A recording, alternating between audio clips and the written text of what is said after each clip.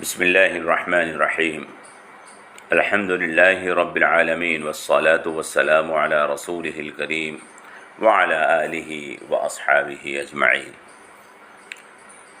برادران ملت اسلامیہ اور اسلامی بہنوں، السلام علیکم ورحمۃ اللہ وبرکاتہ۔ غزوہ احد کے سلسلے میں ہمارا یہ تیسرا درس ہے۔ حضرت ابو دجانہ رضی اللہ تعالی عنہ، جنہوں نے حضور نبی کریم صلی اللہ تعالی علیہ وسلم سے تلوار لی تھی، نہایت بہادری کے ساتھ لڑے۔ وہ میدان جنگ میں اشعار پڑھتے جاتے تھے جس کی آواز دوسروں کو سنائی دے رہی تھی۔ انا الذی عاہدنی خلیلی ونحن بالصفح لدى النخیل، میں وہ ہوں جس نے اپنے دوست سے ایک عہد لیا ہے جب ہم پہاڑ کے دامن میں باغ کے قریب تھے۔ لا اقوم الدهر في الخیول اضرب السیف اضرب بسیف اللہ والرسول، یہ عہد کہ میں صف میں پیچھے کھڑا نہیں ہونے والا ہوں اور اللہ اور اس کے رسول کے دشمنوں کو اس تلوار سے ماروں گا۔ رسول اللہ صلی اللہ علیہ وسلم نے ان کو دیکھ کر فرمایا تھا، یہ اکڑ اللہ کو سخت ناپسند ہے، مگر میدان جنگ اور میدان جہاد میں پسند ہے۔ انہا لممشیۃ یبغضها اللہ الا فی مثل ھذا الموضع، مسلم کی حدیث نمبر 2668 ہے۔ ابو دجانہ رضی اللہ تعالی عنہ میدان میں لڑتے رہے اور کافروں کی صفوں کو چیرتے ہوئے آگے بڑھتے رہے، حتیٰ کہ ابو سفیان کی بیوی ہندہ سامنے آ گئی۔ اس کے اوپر تلوار اٹھا لی، لیکن فوراً تلوار کو روک لیا اور دل میں سوچنے لگے، یہ اللہ کے رسول کی تلوار ہے، اس سے ایک عورت کو قتل کرنا مناسب نہیں۔ پھر اس کو چھوڑ کر واپس ہو گئے۔ حضرت حمزہ رضی اللہ تعالی عنہ اس جنگ میں، اس غزوے میں، غزوہ احد میں شہید ہوئے ہیں۔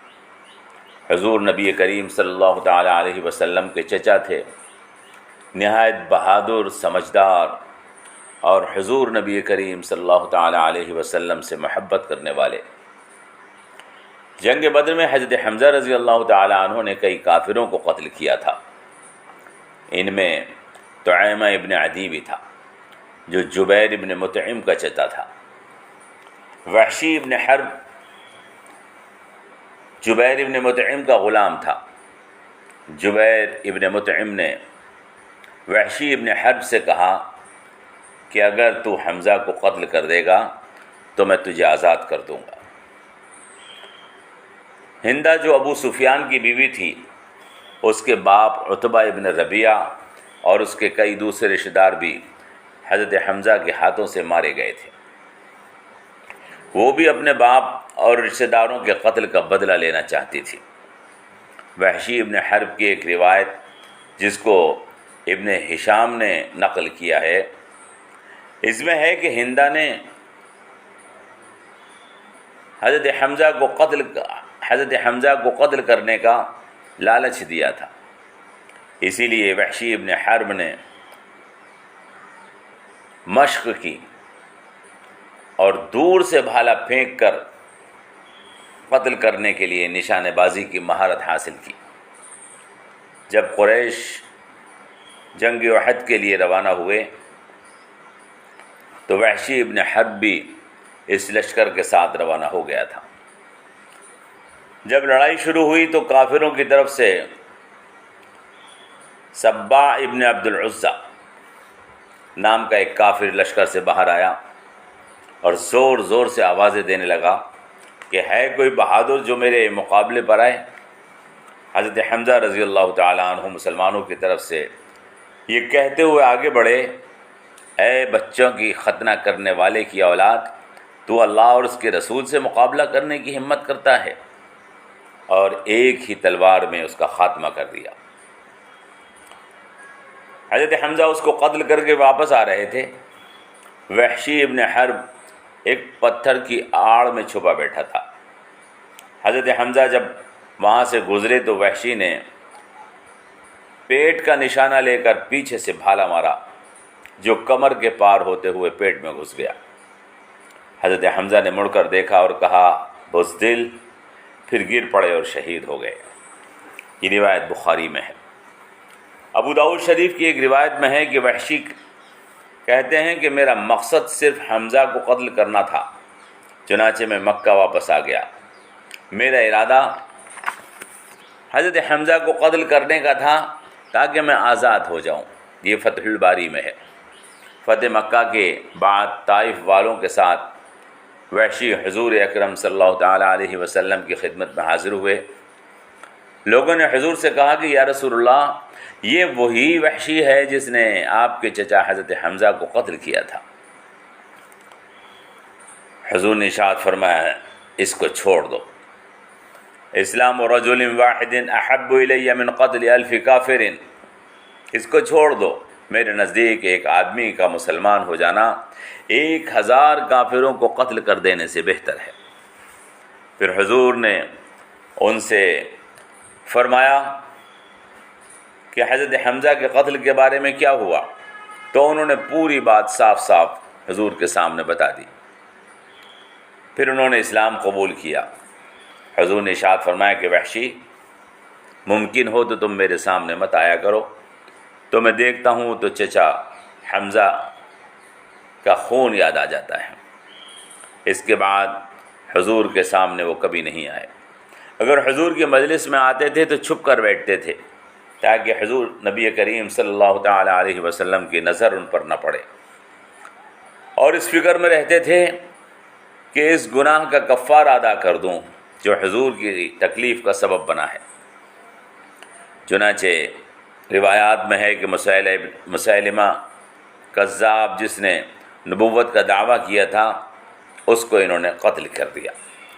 فتح الباری میں لکھا ہے کہ انہوں نے خیر الناس حمزہ کو شہید کر کے جو گناہ کیا تھا اس کا کفارہ شر الناس مسیلمہ کذاب کو قتل کر کے کیا۔ بخاری کے ایک روایت میں یہ بھی ہے کہ مسیلمہ کے قتل میں حضرت وحشی کے ساتھ ایک انصاری صحابی بھی شریک تھے۔ اسحاق ابن راہوے، امام حاکم نے ان انصاری صحابی کا نام عبداللہ ابن زید ابن عاصم لکھا ہے، عبداللہ ابن زید ابن عاصم مازنی، اور ایک روایت میں ان کا نام عدی ابن سہل لکھا ہے۔ ایک اور روایت میں صحابی کا نام ابو دجانہ اور ایک روایت میں زید ابن الخطاب لکھا ہے۔ فتح الباری کی ایک روایت میں ان کا نام شن ابن عبداللہ بتایا گیا ہے۔ ان تمام روایات کو جمع کرنے کا طریقہ یہی ہے کہ مسیلمہ کذاب کو قتل کرنے کا پلان ان سب لوگوں نے بنایا تھا، اور ان تمام لوگوں نے مسیلمہ کذاب پر حملہ کیا چونکہ وہ بڑی حفاظت اور پہروں میں رہتا تھا، اور مسیلمہ حضرت وحشی کے بھالے سے مرا، جبکہ تلوار کے وار دوسرے لوگوں نے بھی کیے تھے۔ غزوہ بدر میں حضرت حنظلہ رضی اللہ تعالیٰ عنہ کی شہادت کا واقعہ بھی پیش آیا۔ حضرت حنظلہ کو غسیل الملائکہ یعنی فرشتوں سے نہلائے ہوئے کہا جاتا ہے۔ حضرت حنظلہ ابو عامر جس کا ہم نے اوپر ذکر کیا ہے، جس کا نام حضور نے فاسق رکھا تھا، یہ اس کے بیٹے تھے۔ باپ فاسق تھا اور بیٹے بڑے درجے کے صحابی تھے۔ میدان احد میں ابو سفیان اور حضرت حنظلہ کا مقابلہ ہوا تھا۔ حضرت حنظلہ رضی اللہ تعالیٰ عنہ آگے بڑھ کر ابو سفیان پر وار کرنا چاہتے تھے، لیکن شداد ابن الاسود نے پیچھے سے ان پر حملہ کر دیا، جس سے حضرت حمزہ شہید ہو گئے۔ نبی کریم صلی اللہ تعالیٰ علیہ وسلم نے ارشاد فرمایا کہ میں نے دیکھا کہ حنظلہ کو فرشتے غسل دے رہے ہیں۔ ان کی اہلیہ جن کا نام جمیلہ تھا، ان سے معلوم کیا گیا کہ حضور نے ایسا فرمایا ہے، کیا بات ہے؟ ان کو فرشتوں نے غسل کیوں دیا؟ حالانکہ شہید کو غسل نہیں دیا جاتا۔ تو انہوں نے بتایا کہ یہ حالت جنابت میں تھے۔ جب میدان جنگ سے خبر آئی کہ مسلمانوں کا نقصان ہو رہا ہے، تو بغیر نہائے ہوئے میدان جنگ میں بھاگے چلے گئے تھے اور وہاں لڑتے ہوئے شہید ہو گئے تھے۔ یہ روایت حاکم ابن اسحاق طبقات ابن سعد میں ہے، خصائص کبریٰ میں بھی ہے، وہیں سے سیرت کی کتابوں میں نقل کیا جاتا ہے۔ ایک روایت میں ہے جس کو اصابہ نے نقل کیا ہے کہ حضرت حنظلہ نے اپنے باپ ابو عامر فاسق کے قتل کرنے کی حضور سے اجازت چاہی تھی، مگر حضور نبی کریم صلی اللہ تعالی علیہ وسلم نے ان کو ایسا کرنے سے منع فرما دیا تھا۔ غزوہ احد کے یہ واقعات، مسلمانوں کی کچھ شہادت کے واقعات ہم نے آپ کی خدمت میں پیش کیے۔ انشاءاللہ غزوہ احد کے بقیہ واقعات اگلے درس میں آپ کے سامنے پیش کیے جائیں گے۔ ان واقعات کے ذریعے سے ہم اندازہ کر سکتے ہیں کہ حضور نبی کریم صلی اللہ تعالی علیہ وسلم پر ایمان لانے والے صحابہ کرام رضوان اللہ تعالی علیہم اجمعین دین کے لیے کتنے مخلص تھے اور کس قدر بہادر تھے، کس قدر شجاع تھے کہ انہوں نے اللہ کے رسول کا ساتھ دینے کے لیے ہر قسم کی قربانی پیش فرمائی اور کہیں قربانی پیش کرنے سے دریغ نہیں کیا۔ نبی کریم صلی اللہ تعالی علیہ وسلم کے صحابہ، حضور اکرم صلی اللہ تعالی علیہ وسلم کے یہ ساتھی اللہ کی طرف سے دین کی دعوت و تبلیغ کے لیے، دین کی اشاعت کے لیے اور دین کو دنیا میں پھیلانے کے لیے ایک ایسی جماعت تھے کہ جس کی مثال ملنا مشکل ہے۔ خصوصی طور پر اللہ تعالیٰ نے یہ جماعت حضور نبی کریم صلی اللہ تعالی علیہ وسلم کو مرحمت فرمائی تاکہ اس کے ذریعے سے اللہ کا دین اور نبی کریم صلی اللہ تعالی علیہ وسلم کی آخری شریعت جو نبی کریم صلی اللہ تعالی علیہ وسلم کے ذریعے سے پیش کی گئی ہے اور قرآن کریم ساری دنیا کے سامنے پیش کیا جا سکے۔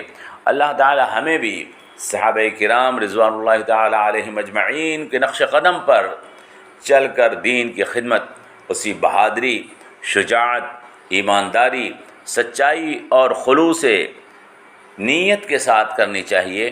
اللہ ہمیں اس کی توفیق عطا فرمائے۔ والسلام علیکم ورحمۃ اللہ وبرکاتہ۔